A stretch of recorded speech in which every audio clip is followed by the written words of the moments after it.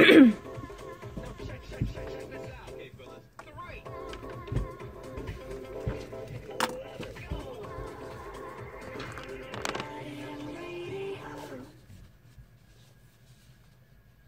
up, 아리랑 News. Welcome to Arirang News. This is Kim Han-ul, and we start with our top headlines at this hour. President Moon Jae-in watched the first test firing of a new homegrown missile, Hyunmoo-2, with a range of 800 kilometers today. That's enough to hit any part of North Korea, even from the southernmost part of the peninsula, developed solely with South Korea's indigenous technology. The presidential office noted that the missile is a key component of the nation's kill chain preemptive strike system, designed to counter possible missile attacks from North Korea. Seoul's top office also explained that the purpose of President Moon's visit was to send a clear warning to North Korea for its latest string of provocations. South Korea is set to start reviewing the unpopular agreement reached with Japan 2 years ago on Tokyo's wartime sexual enslavement of Korean women. A senior foreign ministry official says a task force within the ministry will soon be launched to go over the 2015 agreement in detail. The task force is expected to review the diplomatic documents on the director-level meetings regarding the issue and evaluate whether the victims' voices had been heard during the negotiations. The heads of South Korea's top conglomerates, including Hyundai and SK, will accompany President Moon Jae-in on his first official visit to the United States next week. The 52-person delegation includes Hyundai Motor Vice Chairman Chung Il-sun and SK Group Chairman Choi Tae-won, according to the Korea Chamber of Commerce and Industry. The delegation includes leaders of 10 conglomerates, 37 small and medium-sized firms, and 2 public enterprises.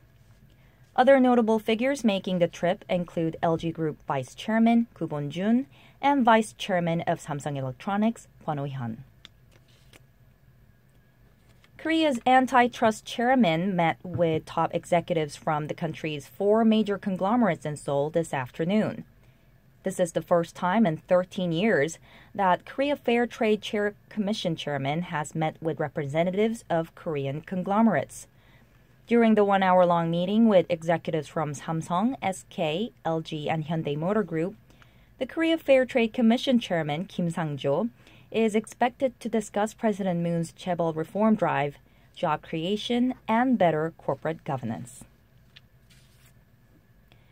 In economy news, Korea's export and import volume indices rose for the 7th month in a row in May.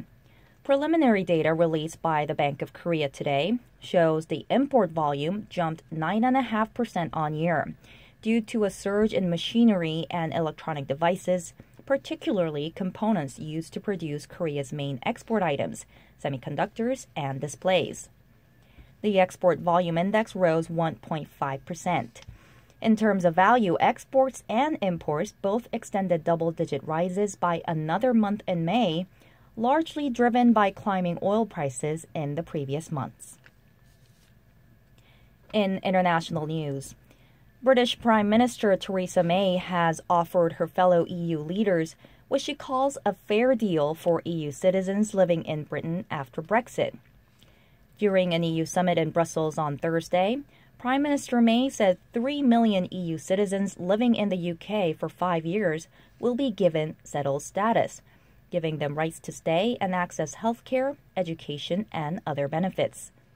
She also said British nationals in other EU states should receive the same rights. EU leaders said Prime Minister May's proposal was a good start, but there are still many questions, including the exact cutoff date for new arrivals seeking settled status. Now moving over to the weather forecast. Today, the heat wave advisories have been upgraded to heat wave warnings, while Gyeongsangbuk-do province reached 36 degrees Celsius. Seoul will start tomorrow at 21 degrees Celsius, while Daegu and Busan begin at 22 and 20 degrees.